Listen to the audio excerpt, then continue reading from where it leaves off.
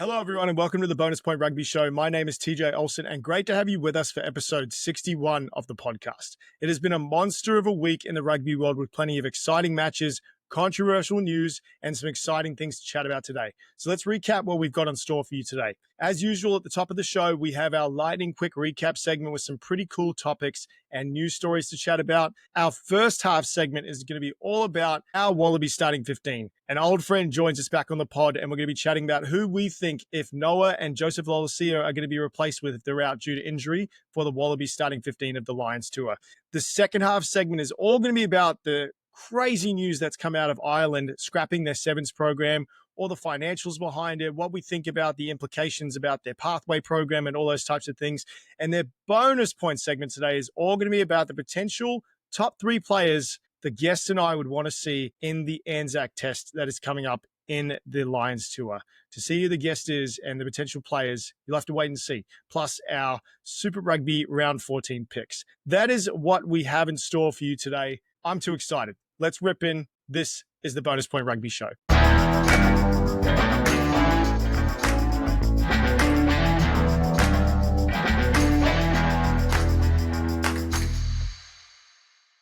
Thank you for joining us today, everyone, and tuning into another episode of TBP. We got a lot to cover today, so we thought we'd bring in the big guns to chat about some pretty spicy topics. An old friend of the show who's pretty spicy himself, but Mr. Tavita Halafia, welcome back to the Bonus Point Podcast. Hello. How we doing, brother? I'm doing good, man. I'm excited to be back here, brother. It's been a long time. It's been a minute. But before we dive into the recap, touch on everything that's been going on, I do want to catch up. Like we said, it's been a while, and you've been a very busy man. I've heard nothing but incredible reviews about all the things you've been doing, and on the most recent project has been with the Pacific Island takeover at LA 7's. How did everything go?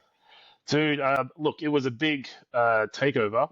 I won't lie, as per usual, I underestimated the effort needed, but the team came through. It was awesome. And honestly, bro, it was just really great to see. I think it was like one of the biggest LA 7's crowds we've had in a few years. And just seeing everyone there, man, it was amazing, man. It was really nice to see our Pacifica people really get together and really enjoy the weekend. Yeah, I was really happy with the outcome. That's awesome. And I know it was like a blend of music, you had interviews, you had panels, you had a whole bunch of different things that were going on. What was kind of the biggest thing for you, or what was the thing that went well the most in the event? I mean, to be honest, bro, it was more so about the community coming together. That was like the really big thing for me. I mean, we had NFL players there, like Jesse Sapolu. We had, giants of rugby there helping us out. But honestly, it was just seeing our community really come together. And, it was quite evident that there was a Pacifica contingent. They were having fun and they were watching the rugby. They were watching the musicians play. We had, CLC play, that was like ridiculous. We had, just the community coming together, man. And you know what it's like, from back home, we're used to that. And so seeing that happen at a rugby event, blending music and rugby and seeing how people just enjoy it was just like, I was really happy, man. The big thing for us is the community, and, a couple of Tongan flags were awesome too, even though we were not at that tournament at all. Yeah, I know, but I'm excited to go to the Pacific Nations Cup as well. It's going to be on an even grander scale, get to see the community out in full force out in Utah, but it's going to be great. Okay, well, bro, I'm really excited for the next event that you put on or whatever you got going on. It's really exciting getting around the Island City events. It's going to be good stuff. You'll be there, man. And yeah, everyone follow Island City Media Group on our Instagram or in Polynesian Music Network. Stay up to date with us and maybe even few inside scoops. I don't know why I'm doing that.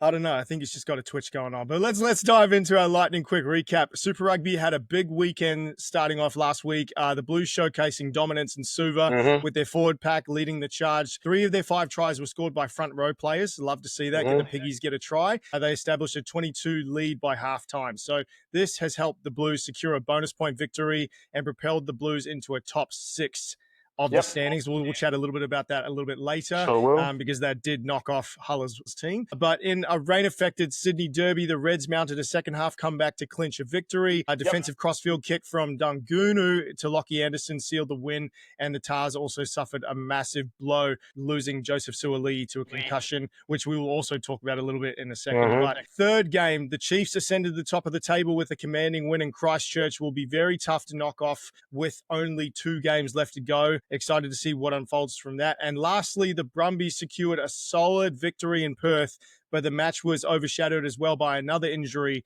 Fly half Noah Lolesio stretched it off early in the game. Medical assessments cleared him of serious injury, and the win elevated the Brumbies to second place on the ladder. So lots of great matches being played with some big news stories coming out as well. But before we dive into that, any favorite matches over the weekend that you saw? I mean, honestly, it was nice not to see Moana play and get a break.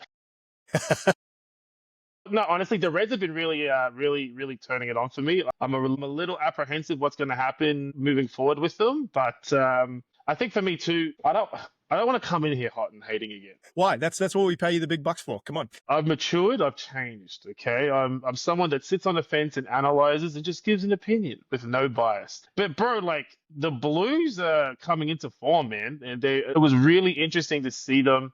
Because I don't think they played a full 80 minutes good. So it was interesting to see them really switch their style up a little bit and come in heavy, then back it off and heavy again. I mean, maybe I'm just saying that because they got Moana next. Exciting match coming up here. We'll talk about that in a little bit. But first news story we want to talk about. Lightning quick recap. Les Kiss named as Wallabies head coach. Joe Schmidt, who initially planned to step down after the 2025 British and Irish Lions series, will now continue as head coach until 2026, allowing Kiss to fulfill his contract with the Queensland Reds before taking over. Yep. One thing that I think a lot of people also forget is that Schmidt and Kiss, who previously collaborated during their tenure with the Ireland team, share similar coaching philosophies, and we're expected to see a smooth handover. So Wallabies head coach, you're pretty happy with this? Yeah, I think it's the best decision Rugby Australia have done in quite a while. People forget his resume, which is like wild. He's a very accomplished coach, and I think sad to see Schmidt leave, but he's a perfect replacement, and I dare say the right replacement for the future. Yeah, I'm right there with you. I would love to see Schmidt stick around for a little bit longer, but Kiss is a definite great consolation prize. Okay, next story, China Pacifica playoff hopes. We want to talk about this one. With 2 rounds remaining in the regular season, they sit 7th on the ladder with 24 points from 11 matches. They sit just 3 points behind 6th place Blues, who are 27 points, and 2 ahead of 8th place Waratahs, who are the 22 points. This weekend, they take on the Blues at a packed-out home stadium, then the Chiefs, and then lastly, the Hurricanes. I know you want nothing more than these lads to get in the playoffs, but they've got a very tough road ahead of them. Yeah. What are your thoughts on this potential playoff push, and how can they get it done? I think what they do against the Blues is going to determine how the rest of the games go. I think if they get the win and a bonus point against the Blues, that's going to give them good speed and motivation coming through. I think they win 2 of the 3. Which will be enough, hopefully. Yeah, I'm right there with you. I think they can get the Hurricanes, and I think they can get the Blues. Chiefs, I think actually the Chiefs, I guess letting Moana slip, if they give them that game, that could potentially also help them with their playoff push as well, knocking the Blues out of contention. I mean, honestly, I would like them to finish and play an Aussie team than a Kiwi team when it comes to the playoffs. But yeah, dude, I'm confident, man. They just need to put together 80 minutes, bro, and they're getting better. They are getting better, but you know, we've seen them have bad first halves, kill it in the second half. And last week, we sort of, not last week, the game before that, we saw them sort of putting together like a good 25, a little bit of a iffy, and then we'll see how they go. But I'm right there. My bias says they win all 3, but my head says they'll win 2 of the 3 with a bonus point in 2 of them, and those 2 wins will be awesome. All right. Well, hopefully we'll see Huller in a couple of weeks banging on some trash cans, they have. I don't know why I said that. I should have said they're going to lose all 3 games and not make playoffs, because then the opposite will happen. I have the worst luck. Okay, last story coming out this week is Beauden Barrett shutting down the thoughts of US to join Super Rugby and instead advocating for a Japanese team to rejoin Super Rugby. Barrett stated, from a player's point of view, we've lost South Africa. We need to grab another country to fill those spots so it creates better competition, but Japan is the better fit. And I think that is also coming from his time that he spent with sabbaticals in Japanese club rugby. Yep. And he also thinks that the policy for New Zealand rugby's on long service leave, this could potentially open a pathway for them to eventually get selected for the All Blacks if they play in a Japanese team that is in Super Rugby. So there are 2 sides to this for me. I think a Japanese team rejoining Super Rugby is a great opportunity. I think it just wasn't the right time when the Sunwolves was around, and I think this is now a new day and age where we can add a Japanese team that will be great. But I do believe, if done correctly, American team can potentially have an upside. Mills Muliaina believes South African players could rejoin Super Rugby and help coach up some of the American talent. And I know we'd love Super Rugby games over here in LA. So what are your thoughts on this? I agree. I think Japan should definitely be the next Super Rugby franchise. That comes down to what their organization's doing. I think Japan Rugby have really put in a lot of effort in growing the game. Their women's side, 7s and 15s, have blown out of the water. Do you know what I mean? Their under 20s are great. So I think they deserve to come back. And if there's any sort of nation that's putting in the work, it's them. But I agree with you. I think US is probably 5, 6 years away from a super franchise, but I can see it working. But I don't think they deserve to be there. I don't think it helps them at all at the moment in their growing phase. Whereas I think it'll only make the Japanese rugby insanely better. And to Boda's point about Kiwis playing in those teams, they already are. So why not? Yeah, opens up the doorway a lot easier. Yeah, I agree. And I think we've already got something going over here with the MLR. Is it perfect? No, but I think you've got a competition that we can grow, we can develop. We're getting other players coming over here and helping develop that younger talent. Yeah, I wouldn't want to mess that up by throwing another random competition in, unless it's something that they built into the MLR as a potential pathway program. And like you said, it took a few years to kind of get it built out. That's the only way I see it working. But yeah, well, I mean, it would be like when Japan, the Sun rules came in again. It would be exactly the same, if not probably worse. I mean, speaking off the bat, imagine if they finish the MLR season, then they choose like their super MLR team that enters the Super Rugby. Like that would be sick, dude. So, we could use it as like an NPC format over here, MLR, and then choose the best side to go out. Maybe that's an idea, but actually, that's a great idea. Damn, I didn't even think about that either. Yeah. Breaking news: All-Star team coming for Super Rugby. That's pretty sick. Watch someone else take this idea. We'll trademark it. We'll get it. We'll get it out there somehow, so no one steals it. I'm throwing it on social media everywhere, so nobody can take it. But okay, cool. That's our lightning quick recap segment. Let's dive into our first half segment, and this is all about the Wallabies ahead of their Lions tour. I think the past weekend we saw two players who were contending for a gold jersey go down with injuries. That's Noah Lolesio and Joseph Suoli'i. Yep. We've gotten some news back that their injuries aren't as bad as we expected, but it got me thinking about the Wallabies starting 15 and how they would stack up with those two players' unavailable selection. So Huller and I are going to go through who we would select as our Wallabies starting 15, and we're going to take those players off the board. We'll go position by position. So I think what we'll do is...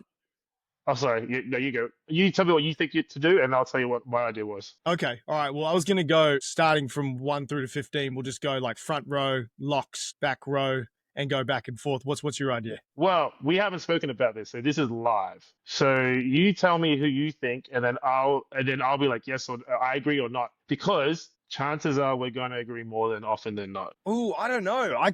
Okay. All right. I like that. Okay. I think that's a good idea. I look at this Lions team and I don't see a big rough style pack like they have in previous years. They're definitely a physical pack, but they're a little bit smaller in size, very dynamic. So I think they've got to be able to have a front row in the Wallabies that matches the first 50 and 60 minutes with that style. And if I'm selecting off form at the moment and guys that can bring those attributes to the table, my front row is probably going to be Angus Bell, Matt Fazler, and Alan Alatoa. Interesting. See what I mean? See, this is why. Do you think Alan Alatoa can give a solid 40, or are you looking for more 50, 55, 60 from him? I reckon he could give us 50, and then we could probably make a sub. I say, why the fuck am I saying we? I mean, I'm not a fucking Wallabies fan or coach here, but I think he definitely can. I think he's coming to his own after this Achilles injury, and I think he's definitely got the minutes on him. I think he's going to be the one that will hold the scrum intact. I think Angus Bell and Matt Fazler, they're no scrubs, but I think against this pack, they're going to come into a bit of trouble with scrum time initially. And I also think that they're the best three that can provide that impact, get over that gain line, and still, I guess, go the 50-ish minutes. I agree. Yeah. I agree. Do you think Nella deserves to be on the bench? Because he hasn't had the best season, but I think we need him. Yeah. No, so my thought process has been having guys like Hodgman, BPA, and then Nella coming off the bench. Yep. You've got lots of power. You've got scrummaging weapons. Yeah. I think I really agree with Lucan where he says we got to get behind Nella and we got to support him towards playing in a Wallabies jersey, because if they don't have him coming off the bench or in some way, shape, or form, I don't think they're going to get the job done, because he's just such a weapon. But and he's acknowledged it too, that his season hasn't been the best and he doesn't deserve the jersey. But yeah, okay, no, I agree with that. Angus Bell, 100%, dude. Holy moly. I just can't wait to see him go up against like a Genge or like someone like that, where he's got such a ferocious like running line. He's a monster on defense. He's fit as hell. Agreed. Like he's going to go Yeah, for dude, he days. makes a lot of tackles. Ridiculous. Yeah, I'm ridiculous like, bro, amount of your tackle. work rate you got a work rate over 6 playing at pro. He's good. He's good. He's good. Okay, so Okay. All right. I'm actually surprised. I thought you were going to throw a few wrenches at me with that front dude, I'll row. be honest with you, man. Australian rugby right now has been changing, and I'm catching up. So everyone that I like, I haven't chosen. Interesting. Okay, well, I can't wait to have this conversation then. This is going to be great. Okay, locks. I've got Will Skelton and Nick Frost. That's it. Yeah. Nick Frost plays a part in the line-out options, and I think this is where it's going to be a little tricky with the team that I'm playing, but I think line-out options, I've still got a couple of options that we can throw in there with the back row. See, I knew we were on the same page, bro. That's why I went to line out straight away. 6, 7, 8. Then this is my jam. Let's get it. Yeah. Okay, so this is going to be the one where I think I'm going to be very surprised if you agree with me on this one. So 6 is going to be Valentini. Yeah. Carlo Tizzano is going to be my 7, and then Langi Gleeson my 8. Lungy for sure. Dude, what a season. Yeah, he's been killing it. Nah, I'm going Gamble, bros, at 7. Gamble? Yep. 100%, I don't even think he makes. I want him in there, but I don't even think he makes the squad. Nah, bro. Well, the reason why I say that too is I think with the forward pack for the Lions, like you said earlier, they're not like the rambunctious bully type, right? They're going to be playing not expensive, but they're definitely going to use the 15 to 15. And I think we need someone that is just like a firecracker that can just literally do his job, but then when push comes to shove, start pushing the limits. And I like how he's playing at the moment. If Gamble's in the mix, I definitely would have him coming off the bench. I don't even think he's going to get selected, honestly, because I think you've got a few guys in front of him. I think you've got Fraser McWright behind. But the reason I chose Tizzano over McWright and Gamble was because just his stats are ridiculous right now. The only thing that McWright hasn't beat him in stats, I believe, is dominant tackles, and I think turnovers 1, but his tackles and percentage of tackles are higher. He's been a try-scoring machine, and his defenders beaten, I think it's like 26-2 to Fraser McWright. So it's that's pretty good. But yeah, stop doing this to me. Now I feel dumb. Let's do the All Blacks now. No, you'd probably destroy me on that one. I don't know. I'd get too up in my feels about that one, and then just choose all the guys that I like on the Chiefs. That wouldn't be good. All right, let's chat about 9 and 10, because I think this is where it's going to be tough, because I think if you are talking like New Zealand, which I don't think we are, where we're going to be picking exclusively from Australian Super Rugby teams, my answer for 9 and 10, me personally, I'm going off combinations here, and I know combinations stick well together. Yeah, 9 and 10, I would be Tate and Liner. I would stick with those two, but I'm probably going to go Tate and James O'Connor. Right. Okay. First and foremost, James O'Connor is having a very good season now. He's so mature. He holds the ball, gives the ball, kicks the ball. He's playing out. I really love him. But Liner, man, Liner's the guy that does everything at 99% out of 100. Like he just misses the X factor, which is why I would say O'Connor. Going off what I was saying about the Lions this year, I think the Wallabies are in good stead to play that expansive game, and I'd want O'Connor there, but maybe bring him off the bench. No, because I agree with that. I agree with that. If you chuck Liner in the mix and he's your guy, I think the only thing that I'm worried about is that Schmidt is going to turn around and go, okay, Noel Olasio's out with injury, and we've got Tom Liner and Ben Donaldson, 2 very inexperienced players. If they end up going with Liner, James O'Connor is the perfect person you can bring off the bench in that 22-23 jersey. 100%. Because he can play every position in the backline. But would it be too late at that point? Yeah, that's what I mean. Like, if you got a Crusaders team and you're bringing him off the bench, like, he can do his 20 minutes. He can kick the last kick to score you a game. But are the Wallabies going to be in that position with Liner steering the ship? So that's my... Yeah. We agree, disagree. So wait, you starting O'Connor or Liner? I think you have to start O'Connor, at least in the first test. I think if you get Liner like 20, 25 minutes on the back end and see how he goes, and if you're confident in him, then get him the next start and the next game. He's at that point now where if he's playing shit, he'll put his hand up to come off. Like I prefer that. I think Liner's just a little bit too tempted. Like he's a little too respectful. Connor now being at the Crusaders, he's just he's so cutthroat now, man. It's freaking beautiful. Yeah. One thing I did like hearing from him as well, I think in a recent interview with Justin Marshall, he was talking about how fast everything is comparatively in New Zealand. He's like, I didn't know how fast like these halfbacks and these forwards could get to the breakdown. Like I wasn't even there in time because I'm so used to these players just like getting set, getting into these motions and then going through there. He's like, oh, we're going? Okay. And then she's like already around the corner. Yeah. And that's what I mean. That's what I like. That he talks about the continuity. Like we're always moving. We're not setting. We're always moving. And I think that sort of gameplay is what's going to be beneficial for the Wallabies to win 2-1. Yeah, I said it. Yeah, we don't agree on that. I reckon the Lions are going to win 2-1. We've already spoken about this. So this is the first time I've ever backed the Wallabies, Brass. This is the first time. I was sitting and looking at my phone when we were texting about this. I have never dropped my mouth faster other than a cheeseburger coming out my mouth. You should see my dad's face. My dad's like, wait, what? Did you say they're going to win? I was like, yeah, Dad, 2-1. He's like, are you drunk? He's like, what has America done to you? Yeah, dude. Okay. All right. Centers. This has got to be a pretty easy one. I mean, we've got no one in the Wallabies camp, so it's got to be Paisami and Ikitau. Or are you going Karevi? I'm going Karevi, bro. If you got a Connor at 10, I'm going Karevi, and then Ikitau at 13. Okay, yeah. Ikitau's a no-brainer. Paisami's who I'd go with because they've been playing together with the Wallabies, but yep, Samu he fits like a glove as well. He's the man. That's the key there, because regardless of who's at 10, at least we got someone that can put it through to the back. Yeah. And Ikitau, dude, bro. Ikitau is the new Alama Iramia. No one will tell me nothing. He's killing it. Yeah. He's killing it. Okay, easy. That one was very quick. Back three. As in wingers and fullbacks. Okay. So I've got 11. Oh, this is so tough. Nah, I'm going to do it. I'm going to go Corey Toole at 11, Filippo Dungunu at 14, and Tom Wright at 15. I agree with Dungunu.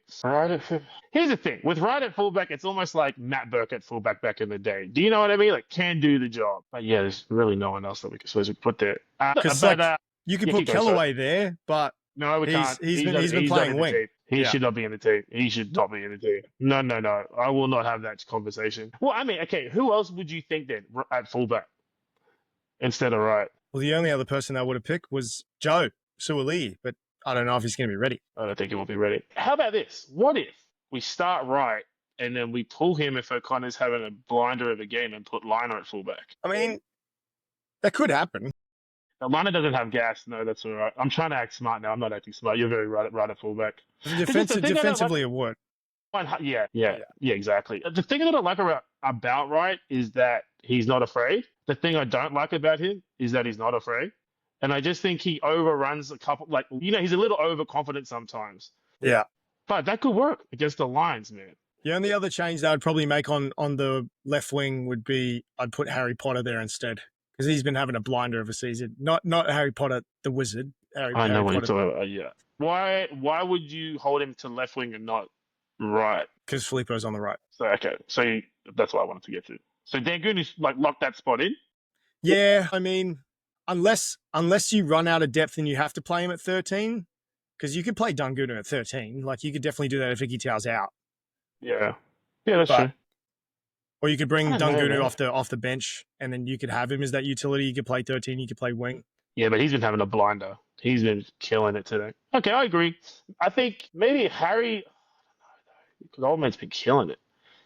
No, I'm going Harry on the left wing then. Okay. Just to be different. No, I'm not. I'm doing Harry. Mark. I'm doing Mark. I always you're pulling him off league after the kick that he had. I'm calling him. He's coming back, Bruss. That's why I want him on the team, bro. I think I agree with the commentators where that was probably one of the greatest, not just league tries, but rugby tries ever. Dude, when I saw it, I cried. I was like, why did you leave us? We needed you. Because he's getting paid more money. He's getting paid more money. Yeah, that part. Yeah, I agree. Yeah, Harry Potter. I think Harry Potter for me, though, the only thing with Harry Potter under the high ball. Yeah, fair enough. Okay. Yeah, I told you we'd agree. Okay, that was very surprising. I was expecting a lot more disagreements and a lot more banter. Dude, I told you. I told you. Everyone I like, I didn't choose. Look at you maturing. I love it. I love it. And seeing the light. You say the what? No, absolutely not. Okay, we're going to take a quick break and we're going to come right back. We're going to be talking about our second half segment, Ireland Rugby Union, the 7's program. We're in for a real spicy one. Ireland, not an island. Ireland. Ireland. We'll be right back. All right, welcome back. Our second half segment today is going to be around the IRFU, the Ireland Rugby Football Union, cutting their 7's program. This topic has a lot of people up in arms, and rightly so, in my opinion. On Wednesday, the IRFU confirmed the axing of the men's 7's program as part of a broader strategic effort to ensure long-term financial sustainability. In November, the IRFU financial results showed an $18 million euro deficit from the 23 season, and a variety of former Ireland 7's players and captains have come out to express their disappointment with this decision, with Billy Data saying the ending of the men's program is unbelievably deflating, and Harry McNulty, who has been probably the person who's been shedding the most light and also been having the biggest voice regarding this, saying there's been a lot of false narratives coming out recently regarding this decision, the financials, all that kind of stuff. To paint a picture for everyone, this announcement comes on the back end of the World Rugby confirming an HSBC 7's competition model change that they have said is designed to deliver long-term financial sustainability. So that must be the buzz phrase or the buzzword of the year, and grow the global reach of Rugby 7's in the lead up to LA 2028. This will involve a 3-division hosting model that expands the series from 10 to 13 events in 2026, where Division 1, where it was usually a core number of teams of 12, is now reduced to 8 per gender in a 6-tournament series. So we're going to chat a lot about this. We're going to go into a few of the nitty and gritty details, but what are your thoughts on this, Hala, with what's your initial reaction when the news came out? Yeah, I was actually disappointed. Ireland not too long ago were killing it, right? And obviously 7's is an interesting game, right? We understand that there's ebbs and flows with 7's, bleeding new players, coming up from school, club rugby, then they want to go to 15's. But honestly, Ireland have, both men and the women have had like a really, really good periods. So I was shocked more than anything. I'd like to see these finances that they're talking about and to see like what's happened and how they've come about doing this. I literally watched Ireland play 2 weeks or 3 weeks or 2 weeks ago at LA 7's, and they're a good team, man. Like they've definitely got it. And I think how HSBC are now running the 7's tournament, this is great. Well, it's just bullshit. It's some bureaucratic bullshit that's happening in the Irish rugby right now, and I'm not for it. And this is reminiscent to me of Rugby Australia doing some interesting things not too long ago too. I'm invested into seeing what's going on. And I feel for him, man, because McNulty especially, he did so well with that team, bringing him up to standard. And I don't know, man, it just seems like a big investment. And then they're just like, look, I don't know. I don't know, dude. It's like, it was working. Well, let's go into. No, they didn't. I mean, they definitely didn't have their best year, but there's a lot of reasons that you see go into that. Like, I think over the past few years, you've seen America, for example, at the top in top 3 of the men's program, severely dipped there down to 11th or 12th. Oh, I think 12th they came last. Ireland have had a similar run. They were bronze medalists. They had been to 2 World Cups. They'd qualified for both Olympics like in recent years. But let's chat about 3 things. So I think the first thing is that Ireland has a very strict policy when it comes to media, which I think is the way that they've been able to pull it off, axing this program with no voices coming out of camp, is that no one from the IRFU or anyone who's associated with the program can post anything a day before a competition or a day after a competition. So that obviously keeps everything under wraps, and they're able to do this. Do you mean like an NDA where they can't? Like similar. Yeah, I think if I didn't know. And I think this was and shout out to Harry McNulty and also Samantha Lovett, who works for PR7's and World Rugby. They've shed a lot of light on a lot of this stuff. It sounds like if they go through the correct channels to reach out to players or reach out to staff through the IRFU make it very difficult for anyone to talk to media or to have anything to do through the correct channels. So that's one thing. The financials specifically, if we're talking about that, everything that I've seen come out, the IRFU have painted a very false narrative that states the program cost this much to run. I think on a non-Olympic year, the budget approximately, this obviously isn't coming from official documents, but there's a lot of people that are talking about this. $1.35 million is what the budget is, with $300K coming from World Rugby, $300K coming from the Olympic Committee, $300K coming from title sponsors. So that's around $450K on a non-Olympic year to run the program. And so I think if you look from a pathway perspective to round all that out, you've got more than ever the dynamic and fast-paced game that is coming into 15s. You're depriving yourself of another pathway of players, a Cheslin Colby, a Quagga Smith, a Corey Toole, a Leroy Carter, all these guys coming from the 7's pathway originally. They've obviously played 15s in school, but they've had their first professional experience in the 7's program. They're all coming out of there, and they're going into the 15s program and becoming the biggest stars in rugby. So I don't understand why you wouldn't, if that's the case, just cop that 450, find other money to fund that, and then continue on with the 7's program. Yeah, I agree. I think also too, that's what 7's does. 7's has produced the greatest stars that we've ever seen. Eric Rush, Jonah Lomu, Matt Burke, David Campese, Willie Offalengawe for the Wallabies. Like, the list goes on. It just doesn't make sense from a growing the game perspective. It does everything you need a program to do, which begs the question, what's happening behind the scenes on an organizational level? Has there been disputes from staff or high level to mid level to coaching? Like, what's going on here? Because it's not, like I said, it's not like, oh, guys, we came third, now we came fifth, now we're not even the top, now we're in the, like, there's no decline. It's literally pulling the rug up underneath them and almost saying F you, where we don't see a reason why. And that just doesn't make any sense. Like, we're talking about it now. It doesn't make sense. Like at all. I think too, we have to look at where's that money going to go now. That's very true. Probably just back into the 15s program or something else to cover costs. Like, I know they talk about the money that was lost during the World Cup year and them saying, oh, we lost like this amount of money because there was no November internationals, but that was every rugby team. Like, they plan for that. That's every 4 years. That's coming up. You should be accounting for that cost. You can't just then use that as like a leg to stand on to go, okay, now we're going to cut the program. And like, honestly, for me, the biggest point I've got is like, if the Pacific Islands can have 7's teams, what's your excuse? Do you know what I mean? Like, you're talking about, outside of Fiji, you got like Samoa on literally a nothing budget. Tonga, they've got a budget of nothing. Do you know what I mean?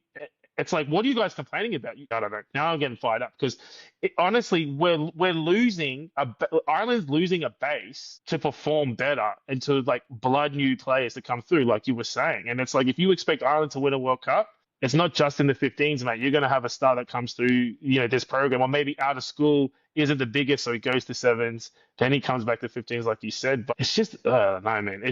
I'm legitimately just like, what the heck are you guys doing? Yeah. No, it's ridiculous. Well, the last thing I wanted to kind of pick your brain about was this new format. What do you think about the fact that they're going from 12 teams to 8 now? I love it, dude. I think this is great. I think it's what we need. I just hope that every tournament where they have the play-in, that they're dedicating set amount of funds to help these teams that can't necessarily get there all the time. But I'm here for it, bros. I think it's going to strengthen the sport. I saw the Colombian women's team come out of nowhere and kill it. The Brazil women's team come out of nowhere to kill it. Saw a young Samoan team struggle, but they stayed in it. Do you know what I mean? Coming through to the play-in, and I'm all for it, bro. I think it's a good shake-up, but I'm waiting to see how it facilitates after, one hole or two hole rounds through. Just to see these young, I mean, if these lesser funded teams with like more amateurs can get better, then I'm all for it. But I suppose we're yet to see. So what I'm hearing from you is that although we do have a lot to see how it all falls out through shaking the trees, you think it might actually incite a lot like more competition and might actually pull these teams up as well and make them a little bit more hungrier to crack that top 8. Yeah, I think what we're going to get is these lower ranked teams are going to have a better competition, which then instead of getting smacked all the time, they're having good competition where it's going to help them, their IQ get better, and then we're going to see it. Do you know what I mean? I think this is great. No, I agree. Okay, cool. Yeah, well, I didn't think about that originally when I first saw it come out, but I think that's an excellent point. And I think from a development standpoint, different code, but I think getting the opportunity to watch the Japanese women's team against the US women's team, we saw Super Rugby stars, Super Rugby AU stars on that team. We see like Alev Kelter, other players playing in that team where they're going, oh, US have got great coach. They've got they've got all this money behind them. They've got an amazing program. They should smack this Japanese team. They crushed it, and they had such grit and determination, and they played such a 80-minute performance that anybody can do anything if all the chips are down. Yeah, exactly. Honestly, I just think it's going to create that the competition that we've been missing in sevens. Do you know what I mean? Like right now, I mean, think about it. Spain's the number 1 team in the world, right? That's wild to me. Just like, even I've known that, and I've known that for a long time now. Just still hearing that just goes, this is sick. Like, I love hearing that. And like 10 years ago, they would have a good game, a bad game, good game, bad game, but they slowly built it up. That's gonna happen more often now. Teams are gonna be having better games against competition relative to them. So I honestly think it can only help. Although I know I'm one of the few people that think that. It's overrated being the majority. We know that. Okay, awesome. Yes. Well, our bonus point segment. I love that. We need to get that on a t-shirt and then get yelled at. Okay, our bonus point segment today is going to be a fun one because it's going to be on the ANZAC Test that is happening during the Lions tour. Before we even get into it, I'm so happy they pulled this off, because when they came out and said this wasn't happening, we're not going to be able to make it work. It's not financially financially viable for Rugby Australia. I was sitting there, I was like, what are you guys doing? I was so angry. We now know Ian Foster is a part of the coaching staff. We don't know if he's going to be head coach or he's just going to be jumping in. It'll be one of those. It'll be good. But we know there's going to be a lot of players internationally that aren't going to be selected for the Wallabies or the All Blacks that are eligible for this match. So Huller and I are going to pick 3 players we would like to see play in this test match who we don't think will be involved in that selection process. Yep. One player I'd like to mention before we get into this that I know a lot of people will say is Israel Folau. He has been shut down by the ARU because he has played for Tonga, supposedly. I don't know if he's able to play in that First Nations Pacific game that is going to be happening as well. That could potentially be something. But other than Izzy, we're going to go and we're going to talk about some of these players. So I'm going to shoot it over to you. Who's one player that you want to see? Solid I stayed about Israel Folau. No, you did very well. I saw that. Thank you, man. I told you, straight face. It was all good. Number 1, bro, Julian Savea. Damn, he wasn't even in the ballpark for me. I didn't even think about that. Bro. Julian, give the bus a chance. One more time. Damn, I did not. Wow, you've actually thrown a legitimate curveball, and I'm sitting there going, this is great. My 3 are legit, bro. My 3 are too legit to quit, bro. Julian Savea, bro. He hasn't played much this season, which means he's got a solid 22 minutes in him. Let's let the kid play. Oh, God. All right, well, I'm going to throw a curve. Julian Savea at 13. Okay, well, he's been playing most of his time at 12, but I think, chuck him at 13. Why not? But he might be competing for this guy who I'm going to throw another curveball in, Joseph Manu. Yeah, that was off my radar. That's good, bro. Yeah. So you see what I mean? We need to see it. Especially because Fozzie's coming in the mix and he's been coaching him over in Japan. Yeah. I think that's the perfect one. He's like, come on over. That's good, dude. I like that. I like that one. Because he said he wants to play for the All Blacks one day. And so he does need to get some type of, I guess, FaceTime with the Australasian community and show that he can play the game over here instead of just in Japan. Yeah, I like that. I like that one. A lot. Okay, we got 2 curveballs to start it off. Who you got for your next one? Imagine Savea at 12 and him at 13. That'd be pretty sick. I would like that. Bro, Crash City. Bash Brothers. That would be. It's just reminded me of it's when we played. I played Colts at South. It was like we just had to play off our 10 Richie, and it was just bulls or bullets. And I was like, so we're not having either of these guys pass the ball. And he'd be like, nah, Lavinia and Dan Falmuina just running 2 hard lines and just hitting them in the corner. Yeah, that'd be great. Bro, them in their prime, that was the worst. That was great. It was so good to watch. Worst. Great guys. Just chilling on a wing going, I'm never going to get the ball because they're just going to keep hitting, crash. Just down the sideline going, go boys. No, you're good. May as well been the water boy. Don't do that to yourself. Don't talk about it. You were a very good player, bro. If everyone watching, TD was a very good player, okay? He's humble. Shut up. We're talking about an ANZAC Test, not about me. Come on. Okay. Bro, Pellegrini at 10. Damn, another one. So you're just taking straight out of Moana then? You're not even going off shores. 100%. 100%. What about if they want to play in? What about if they want to play in the? Because he's Tongan. What if he's Tongan, right? Yeah, he is. That's true. I forgot about that. Dang it. He'd play in the Pacifica 15 game. He would play the Pacifica 15. Julian makes sense. Julian makes sense for sure. Okay, let me think this through. Damn it! Now I have to scrap the other. Okay, bro, Quade Cooper. Bang, he's on my list too. That's Quade great. Cooper. Also, he Quaid would looks be good. ridiculously good right now. Like, I mean, what? Like, I'm like, bro, what happened? It's funny what happens when you go over to Japan. You get like really good food. You get a really relaxing environment. You play a pretty Stress-free life. competitive. Yeah, it's a great life, and he's looking like he's taking care of himself. Russ, let me tell you, that boy thicky thick. Yeah, and I mean, yeah, Quay like, Cooper for me at 10. okay, all right. I'm not even gonna. I think it'll happen. Richie Mo'unga. I'm hoping he comes over. Dude, I hope, man. I also don't want him to, so there's still a chance that he plays for Tonga. Yeah, you can still play for Tonga if he plays in this. It's just an invitational. Yeah, but like, bro, it's like once he does that, They'll as if they're entice not him going to to come be back to the All Blacks. Exactly, bro. Yeah, Come on, man. that's fair. Yeah, that's Okay. good. Like that. That'd be awesome. That'd be fire. Okay, who's I your like that third one. one? Well, bros, I've saved the best till last. I'm saying bring him out of retirement. Let's just see Richie McCaw one more time, bruh. What? Yeah, bruh. He's been retired for 10 years. It's an invitational, bruh. Let's just do it. Like, that's my left field pick. Or do you want me to be serious? I was serious about that though. I think that would be awesome. Well, okay, well, we'll pause there. Honestly, it would be awesome. But do you see how much like weight he's lost now that he's just been riding a bike and helicoptering and running everywhere with his missus? Yeah, bro. I think it'll be tackle city. You're gonna run it, but bro, I think you gotta chop him. Also, that means he's gonna hurt some knees, which means that the Wallabies are a better chance. You know what I'm saying? Okay, so you're thinking tactically. No, I'll tell you okay, I am taking a piss. But I thought that was pretty funny to say. To be honest with you, I thought it was hilarious. I genuinely thought it was funny. Nah, bro. I wanted to choose a forward, but I didn't know who or like where I would put him. So I stuck with the backs, but I hope he makes the Wallabies. I don't know that he will. You know what I'm thinking. Queensland Reds. Who would I choose from the Reds? Who's off the bench? I don't know. Who would it be? Okay, is that halfback? Who would it be? I can't. Kalani Thomas? Kalani Thomas, bruh.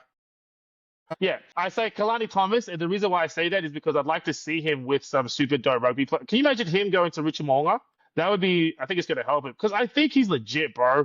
I just think, it's like the age-old, thing at halfback when you're just like behind the guy. And he's impressed me this year, actually. Okay, all right. I did not expect that one, but I mean, he's definitely a young bolter he's only 23. I mean, he's also a South boy. So is that why you chose him? Because he's coming from a good club? I changed my opinion. And Kalani, I just think, let's use this game to, see some dope rugby, but also like guys like that deserve a shot. Think about when they choose the Barbarians, they go like the OGs, and then you get like these random people that come through, and it just helps them. Yeah, that's fair. I think. But that's my pick. Okay, all right. I really like that. Okay, I'm going to throw an old geezer right back at you who's been playing some great rugby over in Europe, Tawera Carvalho. Snap! Yeah, bro. Yeah. I mean, bro. He's definitely on the back end of his career, but he's been playing some great rugby. He's like 30? I think he's like past 35. I think he's... Bro, he looks good. Yeah, he's playing... Let's have a look. I don't know. I was close. 34. Okay, sweet. Yeah, that'd be good, actually. Good to see that bullet pass again. Yeah, and he's just scrappy. I remember it was always like when we were looking at that substitute halfback behind Nuggie when it comes to the All Blacks, it was always between him and TJ, and they were both just like extra flankers, just going out and just like missiles. He would tap on the head in the ruck, the little annoying general. Yeah, that's actually a good point. Dude, I didn't even look in Europe. I could have had a better. Damn it! But no, that's good. I like that. He'll be sick. There we go. All right, honorable mention. I will say Brody Retallick. He's been killing it over in Japan. I would love to see him come back and play a little bit. That'd be awesome. Let's just bring back the best All Black team of all time, That would be insane. Just being like, okay, 2015 World Cup. We couldn't do that because Nehi's knee doesn't exist anymore. Nehi Milner. Yeah, I was going to say Nehi Milner, but I'm just like, that's just mean. Oh, God. That's pretty good, actually. I like our picks. Yeah, they're pretty good. I hope Fozzie's listening and he gets to pick a lot of our guys. But bro, can you imagine? That would be hilarious. That would be great. He's like, yeah, you guys don't know what you're talking about, but I agree. Let's pick all those guys. Okay, last segment on the show always is Super Rugby tipping. We are recording this pretty late in the week, so a couple of games have already played. Hurricanes have already beat the Highlanders 24-20, and the Waratahs, they went down against the Crusaders. That made me so happy. 48. That made me so happy. I don't understand this. I see you wearing a Waratahs top all the time. Is it just like an FU to Waratahs? No comment. No comment. Definitely don't look into my past. No comment. And you're wearing Wix gear. No, dude, I only want it for Moana. That's why. Because Moana's still in it now with the That's fair. Waratahs losing. You know what I mean? Okay, That's the only that's a good reason. point. Separates the gap. Okay, there And we go. also, Okay, I love Nella. I love Nella. So give me a break, bruss. fair enough. Cowboy Fair boys for enough. life. Who have you got? Fiji and Drua versus Western Force. Bro, Western Force. Yeah, I'm going Western Force again. I was hoping that the Fiji and Drua would kind of catch some steam and have a crack, but it's not Bro, looking I have like no it. idea what's happening in Fiji and rugby at the moment, but their sevens team at LA Sevens very much underperformed. That's the first time I've ever seen three games lost by a Fijian team. The Drua haven't performed this season, man. I'm like, what's going on?